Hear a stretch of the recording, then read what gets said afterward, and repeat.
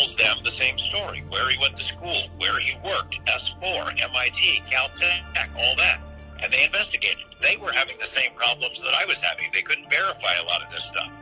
If Bob truly was a UFO con man, that was the time to come clean, because parole and probation was ticked off. They thought he was misleading them, and as a result of that, they did recommend that he do hard time, go to prison. He knew it. That was the time for him to come clean, because it was a much better chance that he would not be sent to prison. He didn't. He stuck to his story. He told them the same story that he told me. That went a long way for me in showing that he had been telling the truth, because it was definitely in his own self-interest to fess up at that point, and that's not what he did. He stuck to his guns. Here's the thing. Okay, I can see Bob Lazar pranks the UFO world and the UFO community. I can see him doing something like that. But does he lie to his mom and dad? Does he lie to his wife? Does he lie to all of his close friends and tell them the same story and try to get away with it? You look back on the people who knew him while this was going on, who knew him before he was hired to work out at S4, who knew him during the time he was going back and forth out there, and who stuck by him after this whirlwind of international publicity kind of rained down on his head. Everyone who knew him, everyone who was close to him, supports his story and says he's telling the truth. You saw something up there that you think might have been.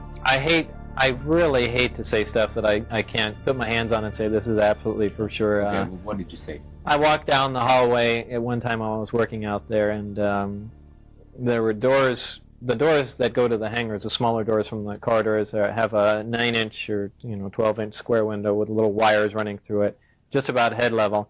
And as I was walking by, I just glanced in and I noticed, at a quick glance, there were two guys in white lab coats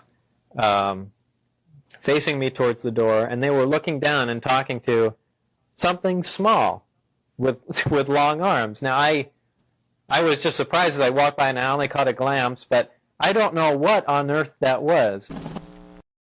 People say you saw an alien. Did you see an alien at S4, Bob? I don't think I saw an alien at S4. We're splitting hairs here. This had to do with a glance through a window that I wasn't supposed to be looking at anyway. And I'm still convinced.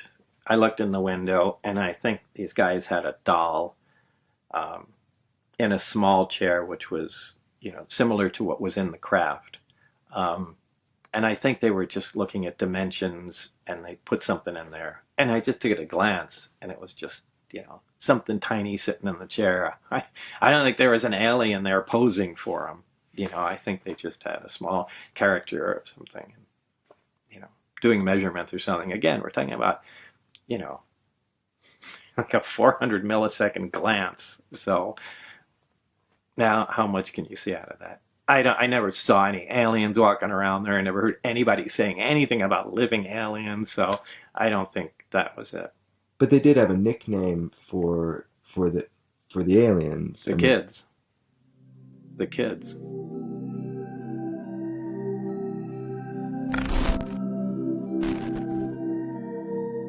Is someone else here? Maybe visitors interested in us? In our genes? In our souls? Maybe we're property, just a goddamn commodity. We're like livestock. Maybe they'd like our condors and cupcakes, the kimono or the top hat, who the fuck knows. Or maybe every single sighting of things in the sky is a product of our collective consciousness. A false hope that humanity desperately needs intervention by external powers. We've always looked to the skies for answers, instead of looking into ourselves.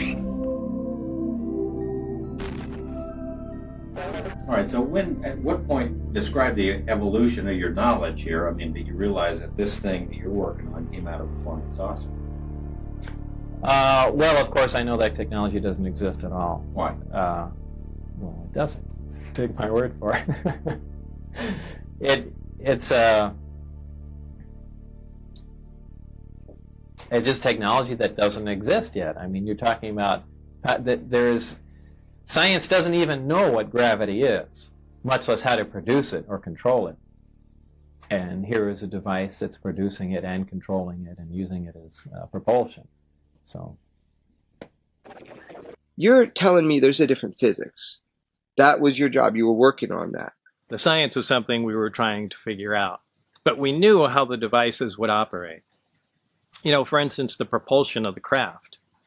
Everything that we have, whether it's a propeller plane or a jet or a rocket, it throws something out the back, either high-speed exhaust or a large volume of air. It's an action-reaction force. The action is you throw something out the back and it moves you forward. That's how everything works. This is the first time there's a craft it's a reactionless craft. It's a field propulsion craft. And what it does is it creates a distortion in space and time in front of it, where space actually bends. And my analogy to that has always been, put a bowling ball in the middle of your bed, and then a foot in front of it, take your fist and push down on the mattress. The bowling ball will roll towards it. And that's exactly how the craft works. It creates a distortion right in front of it, and the craft falls forward. So there's a different physics that we're not... Well, the science that explains how the technology works. I mean, it's all encompassed as one thing, alien technology and science. What is the big picture? What is the takeaway of your story after you're gone?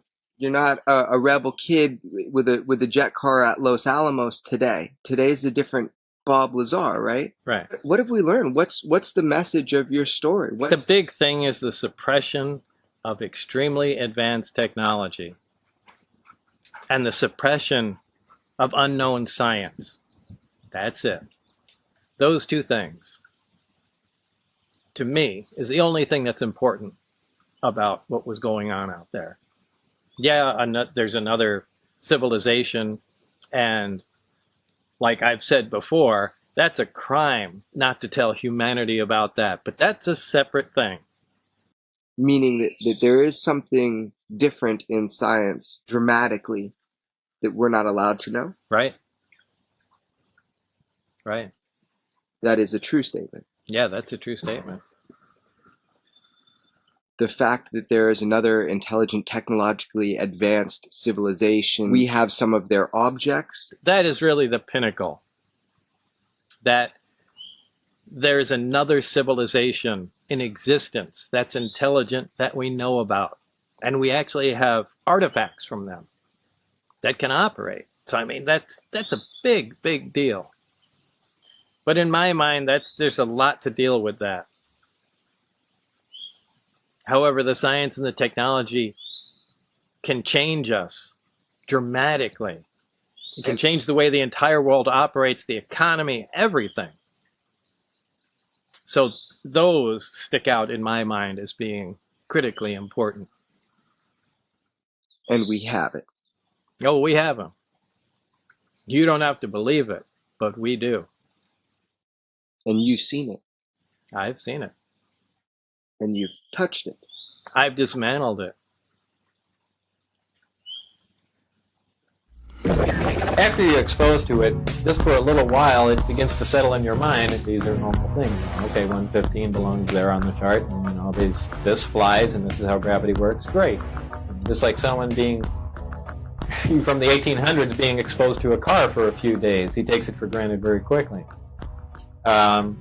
The most shocking thing was when I actually got to look inside the disc, the seats in the panel associated with them were very small. They were, perhaps that far off the ground, like something small. Now, if we had made something like that, we wouldn't have made it to fit children. It just led me to believe, with the size of the alien cadavers I saw, the size of the seats inside. Memory is a mirage and mistress to desire. Shape-shifting and ethereal, she's inherently elusive and malleable. We acknowledge her if it suits our fantasy in the moment. We fear her because she is unpredictable. Can we trust her on memories? What if we can? What if we can? What if we can? Can we return to the scene of the crime to extract hidden details and to see more clearly what we thought we saw? I was told the rhythmic shouting and the constant threats, that's a form of hypnosis. When did this happen? Oh, this happened almost immediately. They started yelling and screaming at you? Yeah. Oh, a fun place to work. Well, no, like I said, it was a terrible atmosphere to work in. But when you weigh that with what you're going to be around, and you basically go through anything. Yell at me, go ahead. When can we get back to the flying saucers? So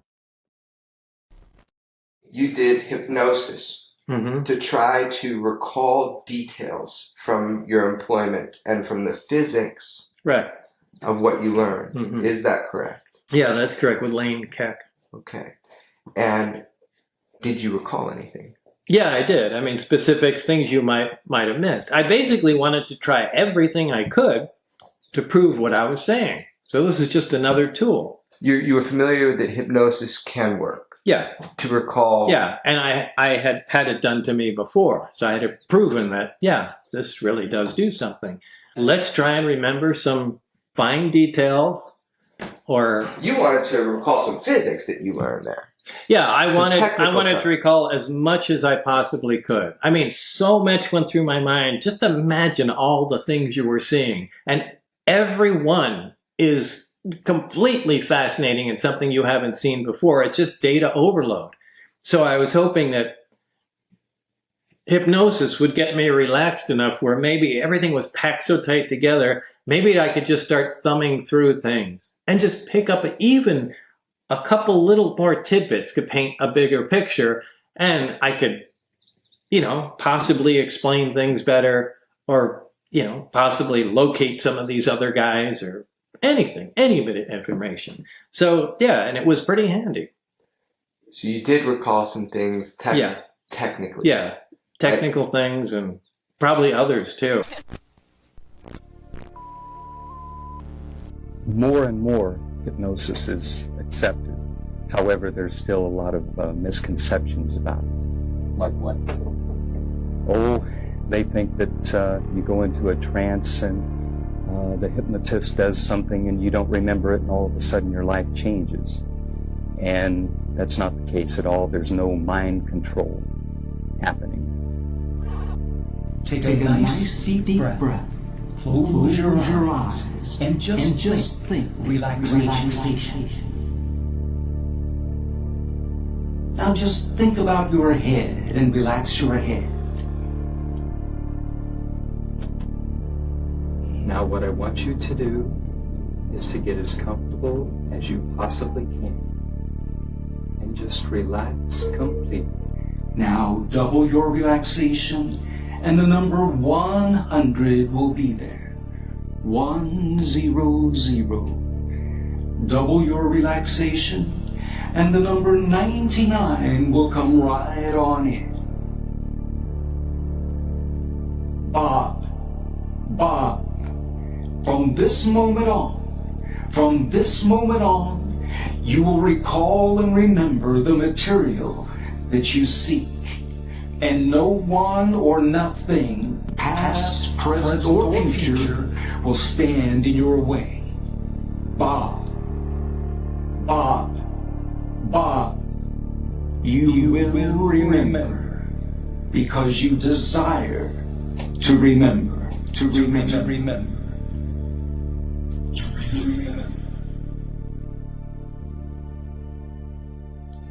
At one point, he was in hypnosis. I think it was drawing a reactor. He was trying to recall what was in the books. He saw it in the book, and then I told him, well, you'll come up and open your eyes and you'll be able to draw. And he did, but it didn't mean anything to him. But it was a drawing that he drew this way. Oh, no way. But it was this way. And so afterwards, he looked at it He, came back over and sat down here for a while. And, oh, that's because all I had to do is turn it. So that's the superconscious and literal. The subconscious takes things literal. Right, it's like the mind is absorbing all this stuff, and then he discovers what his mind had absorbed. He's remembering. Yeah. I was writing so fast. I can't imagine what you were thinking, too, because you're discovering with them that kind of shock. What's the truth? Hypnosis is the best possible tool of getting to the truth. If a person makes things up normally, they can lie under hypnosis just as easily as out of hypnosis. But if they're really trying to get to and retrieve information, then it's the best tool that I know of. He came in to find out what he didn't know. We were able to go back, overcome the fear, and to bring forth those memories.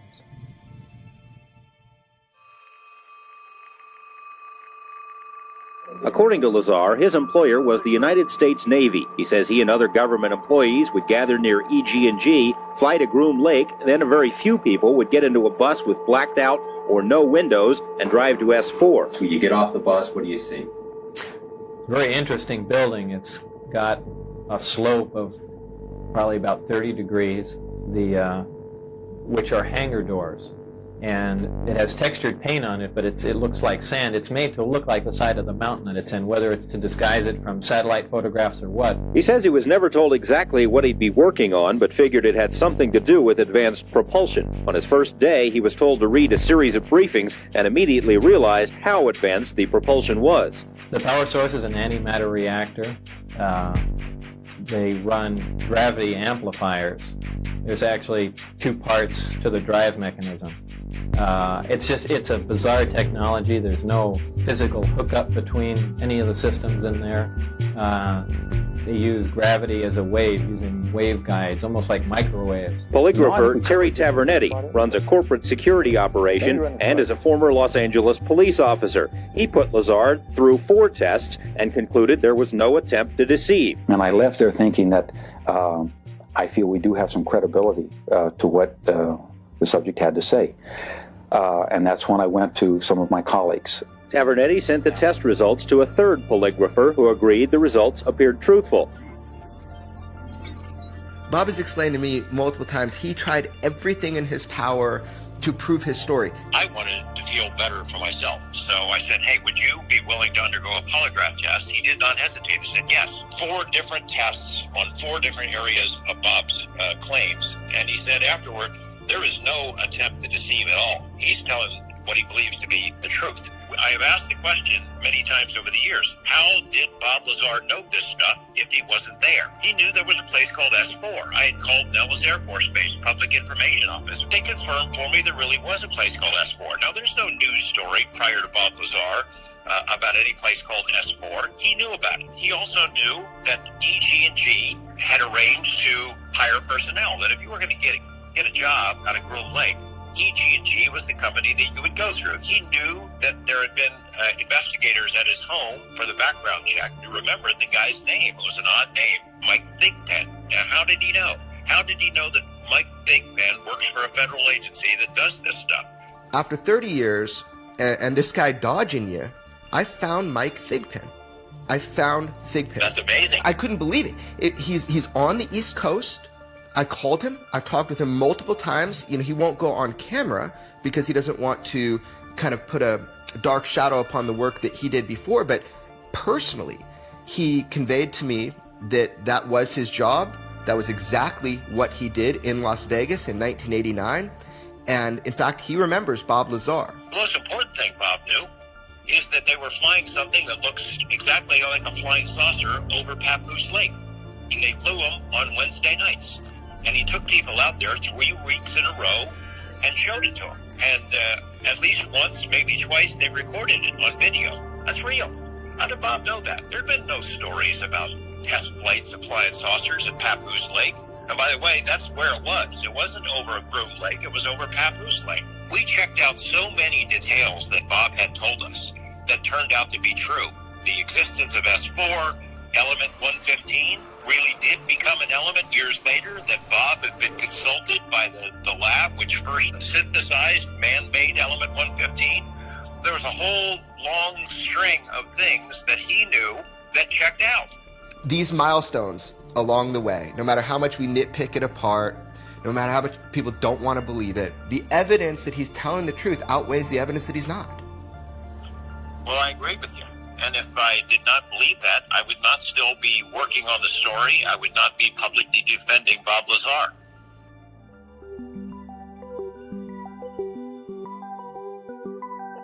What was your function working on this? You were doing what? What was your job? We were to reverse engineer the power and propulsion system of this craft and see if it can be duplicated with available materials. I just want to go over with you what it is that you saw, to draw it out for people, to make a sketch.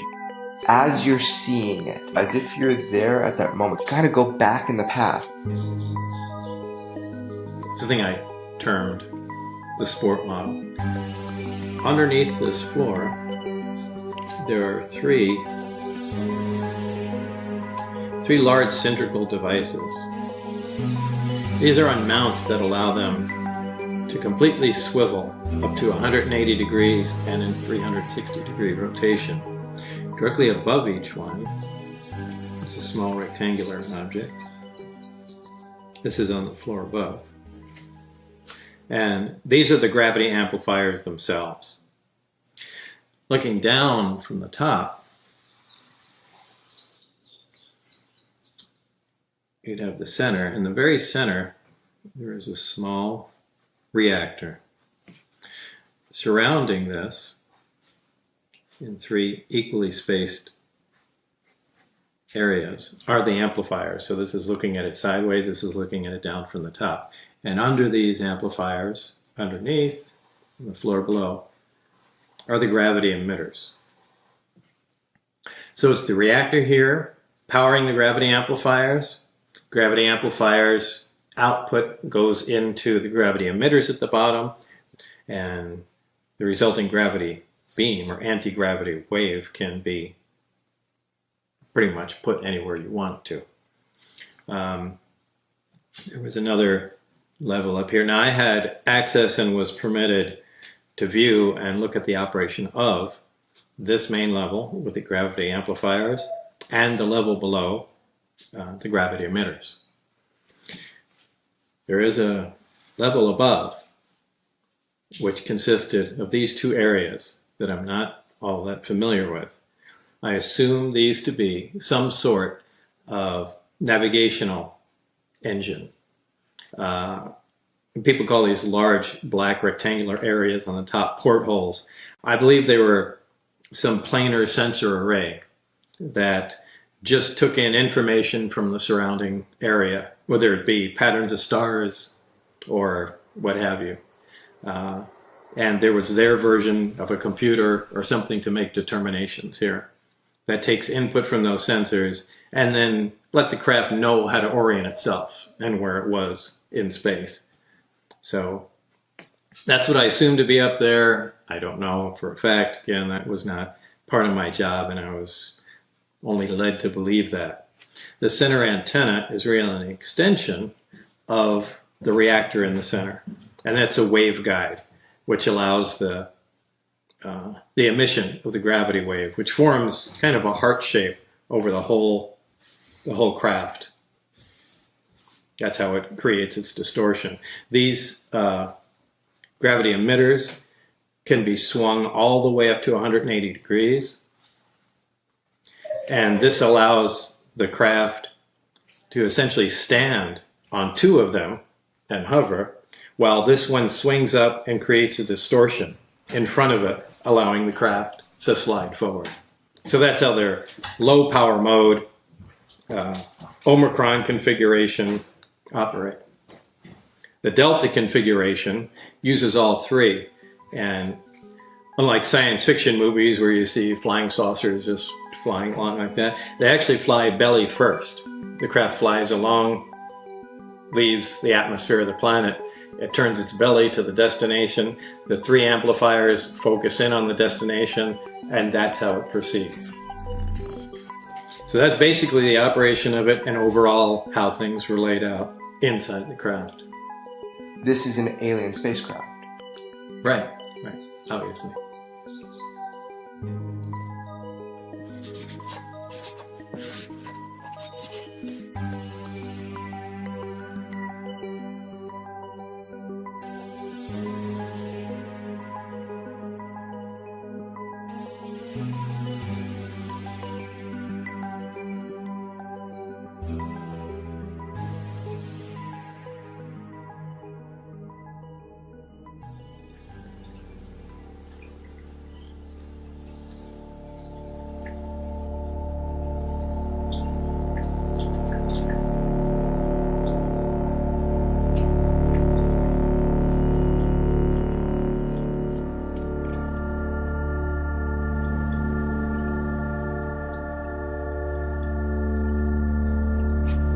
Was the Albuquerque Journal. Is that your particle accelerator you had? Yeah. The guy that promised not to say anything. I won't say anything about the UFOs. The article is titled UFO guy in Spotlight. Thanks, dude. Isn't that when, after this came in there, then the fire department, police, the zoning commission, everybody descended on our Yeah, house? I wanted to know. Here's lab supplier and controversy. Oh, look at that. So originally, the thing was supposed to be about what? What did the guy say? The article. The hydrogen car, I think. Well, the was, or raid. business. It was about the raid. This Yeah, one? that's why lab supplier and controversy. Oh, okay. Yeah, Okay. the raid in New Mexico. And the guy called. You know, he said, "Hey, I heard about the raid and all that. Can I come and, do that?" And then he says, "Are you Bob Lazar, the guy, the Area 51 guy?" I said, "Yeah, but I don't want to get into that. This is something more important." He said, "Oh yeah, we won't even mention it. No problem." Literally, your house was taken over by a SWAT team? Yeah. Yes. Don't just send a letter in the mail or call us. Right. Have the whole SWAT team and invite themselves to our home. Hidden things are the most seductive. Secrets reach deep into our desire. They titillate and torment us, like a ticking clock or a distant alarm with no origin. They agitate us and force us to react. They endanger our complacency. There is a missing element to your faith, but that's the nature of faith. That there is something out there that offers the promise of salvation. Your call has been forwarded to an automated voice messaging system. At the tone, please record your message. Hey, Jeremy, it's Bob Lazar. Listen, I have something to ask you. Something's really come up that's important. If you would text me and let me know when is a good time to call you. I don't want you to call me. I just need to run something by you. Okay? Thanks. Bye.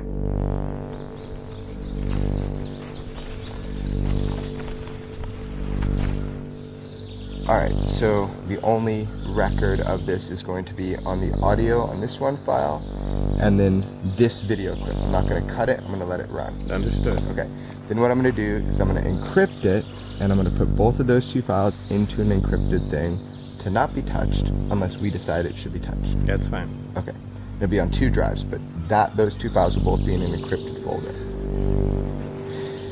So here's the deal.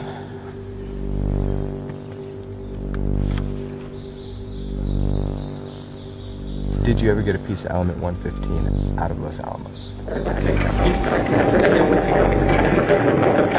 don't know how much monitoring they do with me. I'm sure it's virtually none after all this time. Hold on one same second. thing. Hold on 1 second. Let me. Do you have your phone on you? Yes. Let's at this point take our phone. Let me just throw them. Let me put them in the ground over there. I'll turn mine off.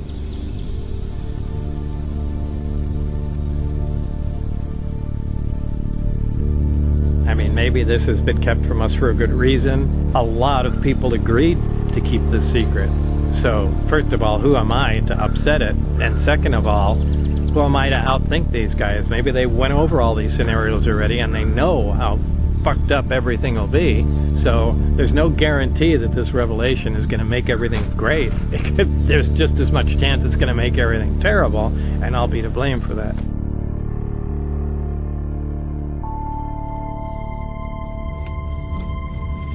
They identified themselves as FBI, and they said, "You're Bob Lazar, right?" And then, one of them got on the radio saying, "Yeah, he's here." Apparently, they also had my house staked out, and they were deciding whether or not to go there. The conveyor belt of vehicles and agents and police did not stop. The whole thing was like a Twilight Zone episode. They came in and then they said, "There'll be a few other people coming here. Just got a couple questions to ask you." In a short time, the street filled up with vehicles and the building completely filled with agents. It was really something else. Do they identify themselves initially as... Yeah, it was FBI, identified themselves, then came in state police and a few other agencies. I don't remember who, but there were a lot. Awful lot. Standing room only in the building. It was crazy. Yeah, they had like a forensic truck. They had a bunch of different agents. They gridded off the building. I mean, obviously they're looking for something. Yeah. And what they said, they were looking for some paperwork, an old order from 2 years ago about a customer that ordered some potentially toxic material, which they could have called for. But this was certainly way over the top. I looked up to select the right key, and they were right beside me. It was quite surprising, considering you could see all around here, and there would generally have to be a vehicle or something somewhere. But I just pulled up, got out, picked the key, and then they started talking from behind me. I thought that was really strange. Of course, it got much stranger as the day went on. What got stranger about it? Well, just the sheer amount of people that came, agency after agency. And I mean, they had computer experts here going through, all the computer equipment we had here. They had people sectioning off the building, labeling it in cubic meters so they can search each one. What they were looking for was just an order form. So, very strange.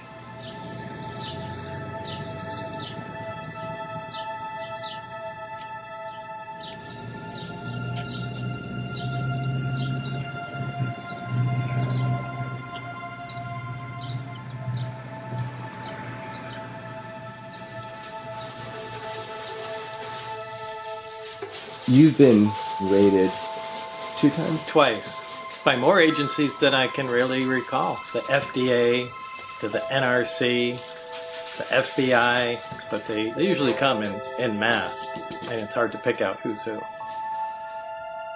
So this is beryllium? Yeah. And what is it used for again? It's used in aerospace. It's very lightweight, quite strong, and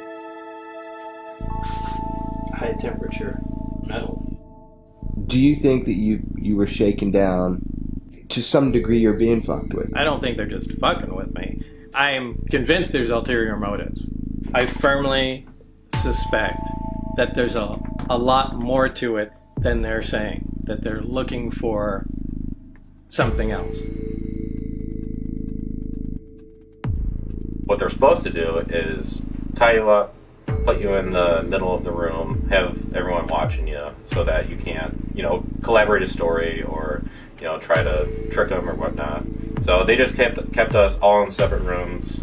There's bomb squad, computer squad, I think they have like a biological hazard squad, hazmat squad, the full gamut, because they had no idea what we had in our shop or like what we're capable of, or are we going to retaliate or anything like that. So it was pretty much like the full Michigan FBI was here. I mean, they had the van, they had multiple cars lined up, so. I mean, in looking at Bob's life, there's always the suspicion that there's something more going on shaking him down, because he had that experience before. Yeah, so this is the second time that I know of that he's gotten raided. So he's always had like this kind of knowledge that there's somebody watching. No matter what he does, there's always somebody watching you, and it does have to be related to the Area 51 stuff and all that.